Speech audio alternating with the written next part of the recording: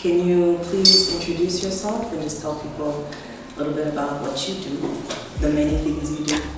Okay, my name is Amina Kaunda. I am a radio personality as well as a TV presenter, but I am a broadcast journalist by profession and training. Okay, so you do a lot of things like you've mentioned. What would you say is your favorite among those things? What is my favorite among those things? It has to be radio, hands down radio, because radio gives me clear access to different people from different walks of life and being able to have engaging discussions with those people. So yeah, radio, definitely. Okay, so you're the latest presenter to join the cast of Tubwange, a show that's somewhat controversial, according to some, but it always gets people talking and it divides opinion. So how has that experience been so far? So working on Tubwange has been challenging, but also eye-opening. Challenging with respect to the fact that we are a talk show and we don't seem to get the same reception that most people who host talk shows in other countries get. Ours seems to be controversial and people have formed their own opinions of the presenters and therefore form their opinions of the show. But any other talk show just seems to be, oh, did you watch this? Did you watch this? Like The Reel, for instance. Nobody judges people on The Reel. But hey, we move.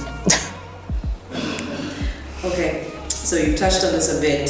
What would you say are the best aspects and the toughest aspects of your work in general, just including the TV presenting and all the other things you do? The best aspects of my work is the freedom of my time. I could have a fantastic month where I get booked back to back, and in that I get to decide if and when I will relax or if I'm still going to push and try and get more gigs. The worst aspect would have to be, I think, dealing with difficult people who don't quite understand the industry, especially when it comes to emceeing, for instance. The MC is not supposed to be your program's coordinator.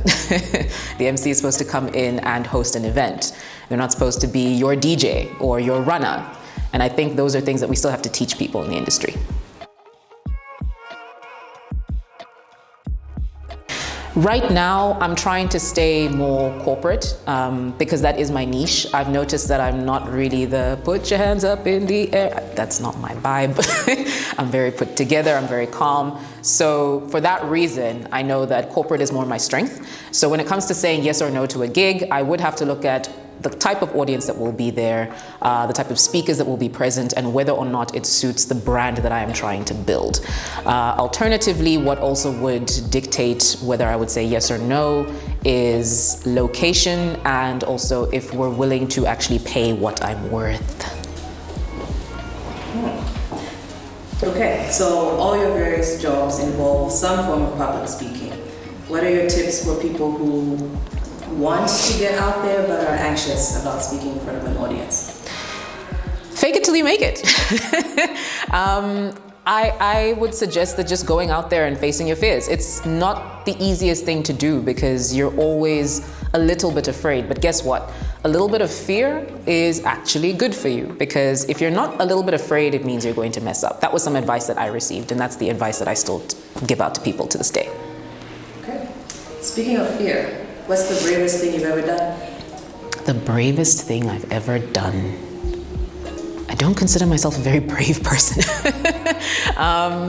The bravest thing I've ever done, I think I would probably have to say just delving into this career. Surprisingly, I was not the outgoing child, the outgoing person. I was very shy, very meek, didn't talk to people.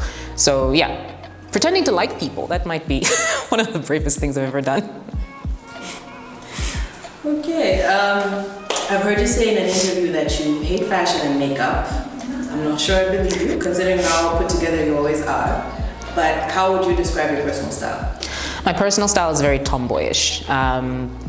Describing my personal style would have to mean that I am in sneakers most of the time, either leggings or jeans, and possibly an oversized t-shirt or just a very simple crop top. I don't really go the extra mile with clothing. With makeup, I do minimal makeup, so unless I do have an event, then I'll go for the full face beat, but most times, a little bit of mascara, eyebrow filler, and good to go.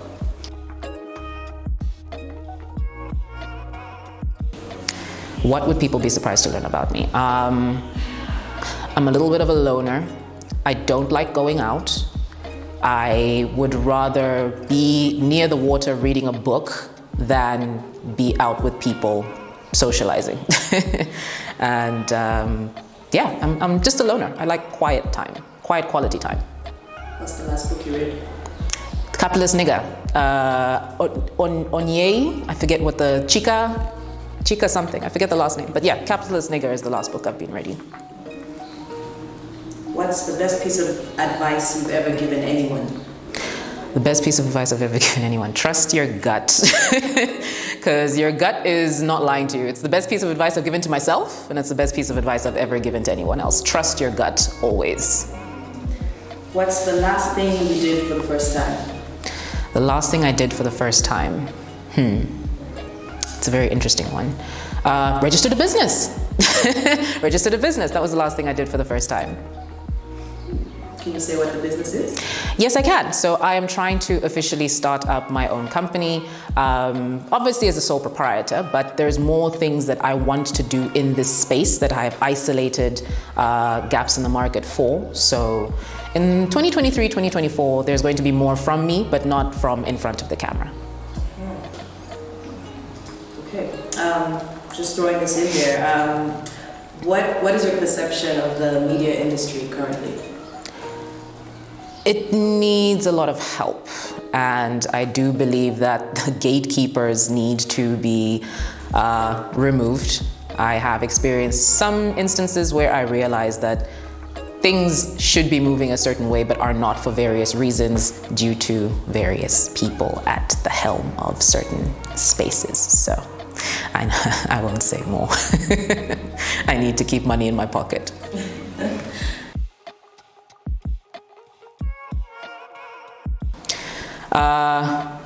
There's a lot. The Kardashians, cars, jewelry, clothing, shoes. Could be one of them. Okay, and lastly, can you tell us a bit about your piercings? Oh, I have 16 of them. Hi, Mom.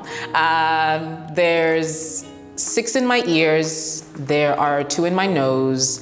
I did take out the one, I think it's called a Monroe piercing, which was to the left of my lip because I had to start getting into corporate spaces. I did take out the tongue. And then there were various others and are various others. Okay. Is there anything we haven't touched on that you would like to bring up? My hair is real, but I don't like people touching it, so please don't.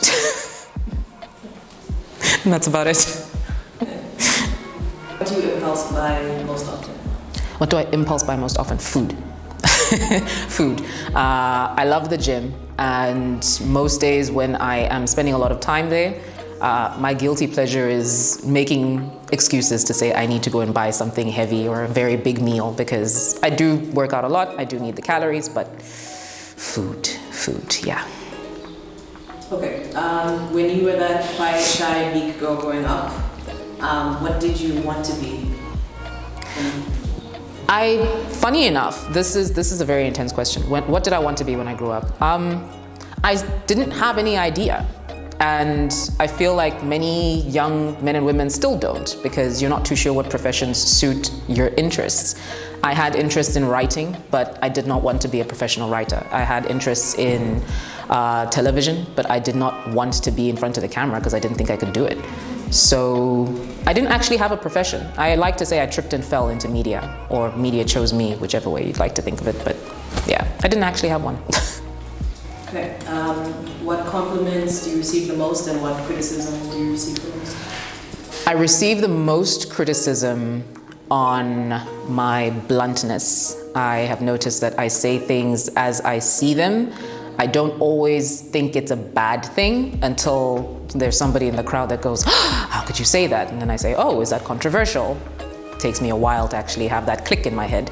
And the one thing that I do receive compliments the most on is my voice. I have a very commanding voice. Funny enough, something I used to hate about myself growing up, but it works, pays me.